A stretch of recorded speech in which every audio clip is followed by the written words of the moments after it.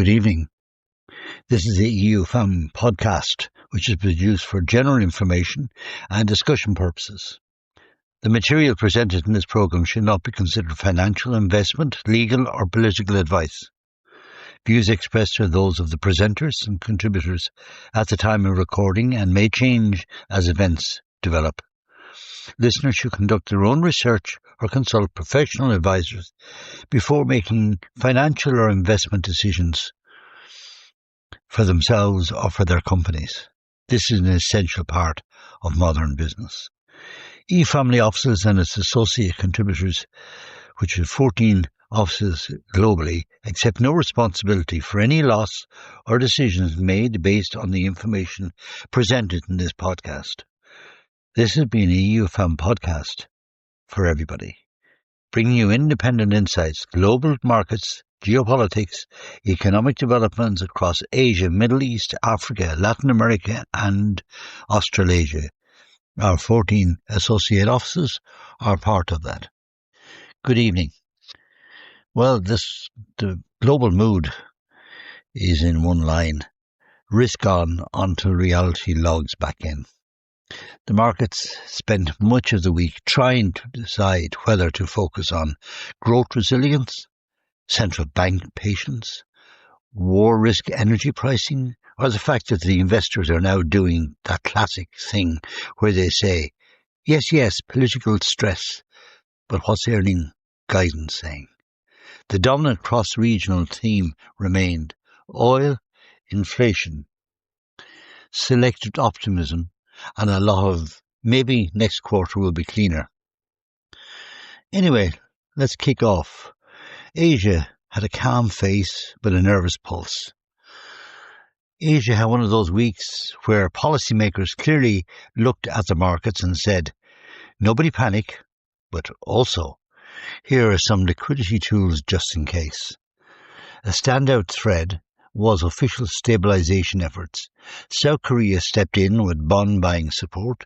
The Philippines surprised markets with an emergency-style policy review. And more boldly, the region signalled, we are not going to let confidence wobble into something bigger. The general vibe was, export-heavy economies are still living in the shadow of a weaker external demand. China-adjacent sentiment remains fragile. But the big story wasn't collapse, it was containment. So Asia didn't scream boom, it whispered, manage stress, thank you very, very much. And then let's move down to Australia.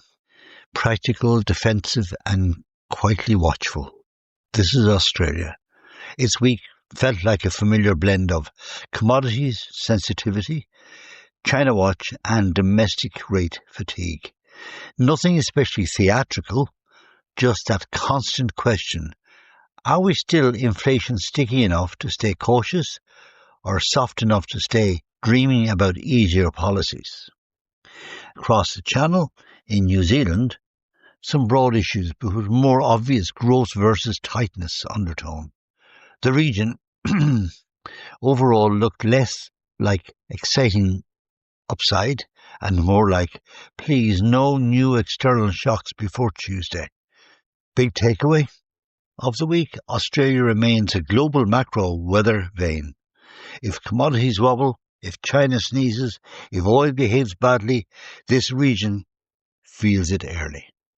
And now in India, still the adult of the EM room, India continues to have that favourite child of global allocators, energy. Even in the messy global backdrop, India still tends to get described in one of the two ways. Structurally compelling, priced like everyone already knows that. But both can be true. India's week and its mood was domestic demand remains the story investors want to believe in. Manufacturing and capex narratives still have legs. And India continues to look relatively insulated compared with more externally exposed economies. That said, the challenge for India is no longer just, can it grow? It's now. Can it grow fast enough to justify how enthusiastically people keep talking about it? Well, that's a very good problem to have. Some of the rest of the world would like to have the same problem. And now to the Middle East. This is the market that you ignore at your own risk. It really is. This was one of the week's true macro nerve centres. The market is still trying to price economy consequences of conflict involving Iran and the broader regional spillovers, especially through oil, shipping, insurance, broader risk permia. Reuters noted this week that the conflict is creating a serious energy supply shock with global economy implications, while other reporting highlight how investors and Gulf states are reassessing financial exposure and timing. If you want to translate that then, even when equity markets look oddly chilled, the real macro stress is still in the pipes. Energy, freight, sovereign risk and inflation expectations. This week's feeling, not everything is broken. More like, everyone is hoping this remains expensive, not systematic. And this is a very different sentence. Africa is undercovered, overimportant. Africa this week was another reminder of the global macro conversations, often underpriced local complexity.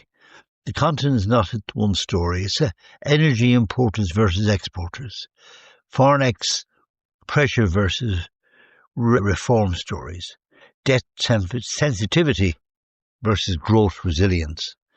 Continental theme. The big issue remains higher for longer global rates, expensive energy, fragile currencies, tighter domestic conditions. That's not dramatic in one headline, but it's economically heavy. And then we move further south to South Africa. It's the same old sophistication and the same old frustration. South Africa remains one of the world's most fascinating. You should be doing better than this economies.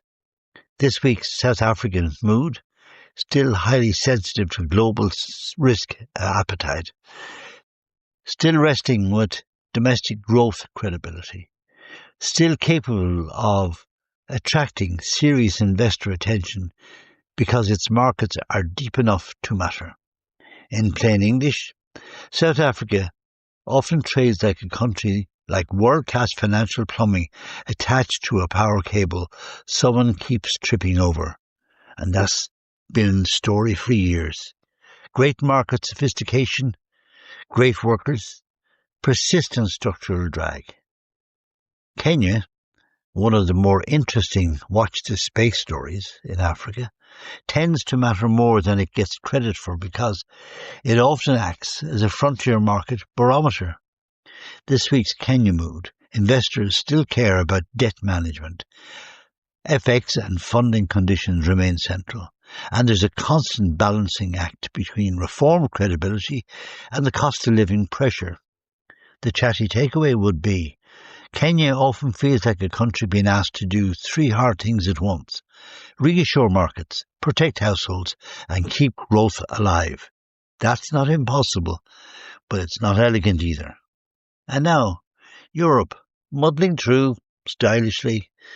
It had a very Europe week.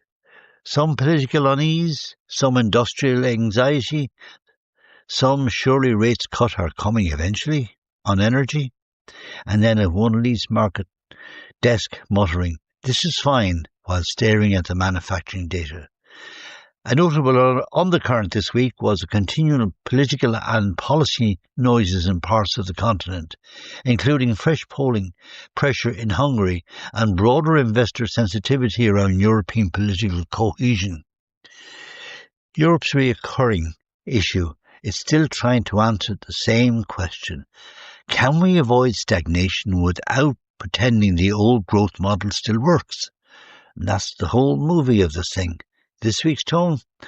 No panic, no confidence, just civilized discomfort, which in fairness, Europe has learned to do extremely well. UK is undervalued, unloved and weirdly interesting for people. The UK has one of those weeks where London looked like it was once again asking, why does everyone keep treating me like a value trap with good tailoring? A Reuters report this month underscored concern around London's market competitiveness, with IG Group openly weighing strategic changes, including a possible listing move. The UK mood board would be growth still underwhelming, valuation still tempting, politics still so slightly exhausting, and a city still trying to convince the world it matters more than it multiplies suggest.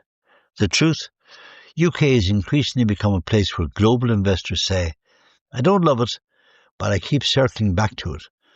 Time will change, mark my words. But that's not romance, that's discount, cash flow. And now we move across the pond to Latin America. Less glamorous than AI, more useful than AI hypes. Latin America had a pretty classic week. It's less fanfare, more real economy relevance. Why South America still matters? Because when the world gets fragmented, commodity producers, nearshoring beneficiaries, and politically adaptable middle powers suddenly look a lot more interesting. The region's investment case remains tied to resources, manufacturing relocation, and relative insulation from some of the nastiest east-west supply chain flights. The vibe? Still opportunity, still political, still one of the easiest regions to misunderstand from a distance. Mexico, the nearshoring story is still alive, but now has homework. Mexico continues to be one of the most intriguing macro stories in the Americas.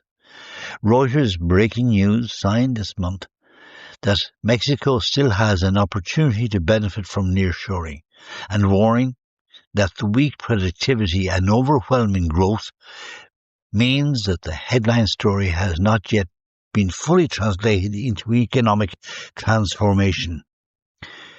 In basic translation, that means yes, Mexico has the map. Yes, Mexico has a trade link. Yes, Mexico has a geopolitical position. But investors are increasingly asking, can Mexico convert proximity into productivity? And that's the whole investment thesis now. And frankly, it's a fair question. Moving north to the USA. Still the main characters, annoyingly. USA remains the global market's emotional support economy. This week, the US economy had soft landing, but not too soft. Earnings matter again. Energy is annoying. And please don't make the Fed say something irritating. The US remains widely strong because labour and spending narratives still have residual support. Markets are remarkably adaptable, and American equities still enjoy the privilege of being the thing everyone complains is too expensive, while continuing to buy anyway. This week's real US takeaway, from the chatty point of view, is the US still trying to decide whether it is a late cycle strong or an easy problem complacent, and the market is currently pricing options at 1.5. Further north again is Canada, solid, sensible and perpetually overshadowed. It has a classic Canada week, you could say. Tethered to the US, exposed to the commodities, housing still lurking in the background, while a financial thriller subplot. America's broad tone, not flashy, but very relevant. The country remains one of those economies where the key question is always, how much of this is healthy resilience, how much is just being politically over-leveraged, which is very much a Canadian macro sentence. A quick what really happened globally, cheat sheet, just for those. If you only want the short version, here it is. The week was really about oil and war risk, whether inflation can stay contained if energy doesn't, central banks trying to sound calm without sounding complacent, investors still preferring quality and visibility, markets repeatedly proving they can normalise almost anything. In other words, the world economy didn't fall apart this week, but it definitely did not relax either.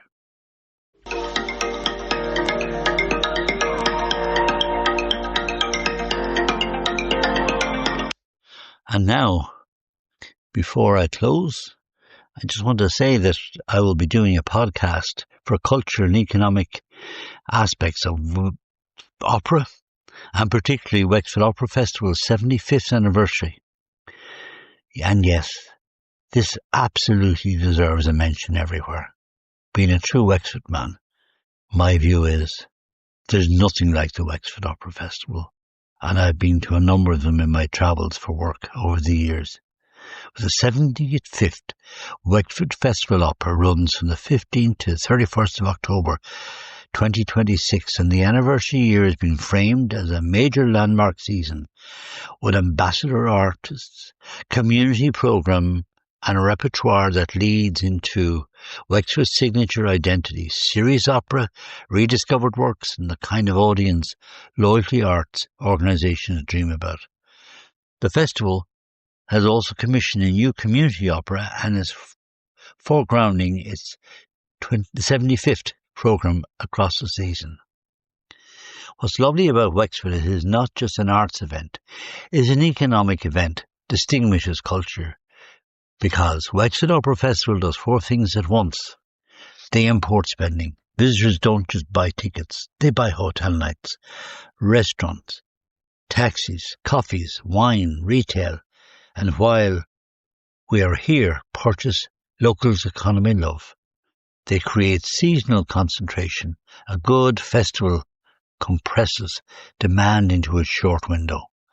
This matters because it lets a town like Wexford feel a bit like temporary cultural capital.